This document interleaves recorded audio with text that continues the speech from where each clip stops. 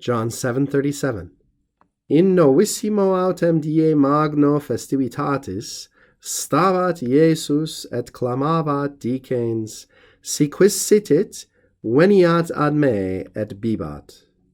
And on the last day of the festival, the great day of the festival, Jesus was standing and calling out, saying, "If someone thirsts, let him come to me and let him drink." Lots of interesting little tidbits to talk about in this verse. The first is perhaps what to do with magno.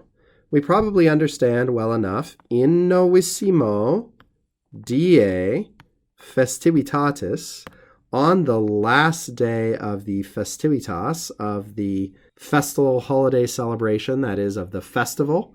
And in order to get there, we've got to remember that novissimo can mean not only newest, but also last in a series, or latest, and even sometimes strangest in certain circumstances, which is an interesting semantic extension of this word that we don't need to bother with now. But at any rate, on the last day.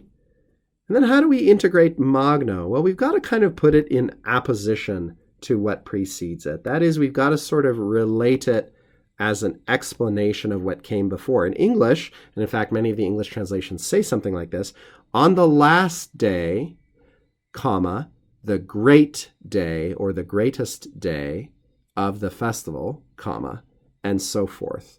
The idea is a simple one. The last day of the festival is a really important day, maybe the most important day of the festival, and that's significant for the context of what John is relating here. So what's happening on that last day of the festivitas? Before we get to that, one more thing to note. Some of you may not know that festivitas can mean some interesting things. For instance, in Roman comedy, it is a term of endearment on occasion, as in the phrase mea festivitas. That is, you can address someone as a festivitas figuratively, and that's like saying to someone, my joy, or you're my delight. The literal connection is, your presence is, for me, like being on holiday, which I think is just too delightful and interesting to keep to myself, so I thought I would share that with you.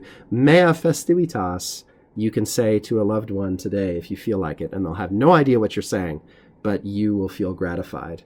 In other contexts, for instance, when people are talking about style in speaking or writing, it can mean something like English pleasantness, or even grace, or perhaps affability.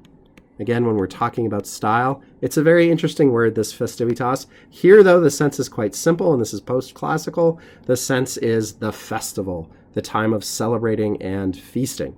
So at that time, Jesus was standing. Notice the imperfect here. He was in the process of standing. He was in the process of crying out, saying, "If anyone thirsts," and this is from the verb sitio, sitire, perhaps one you've not seen very often.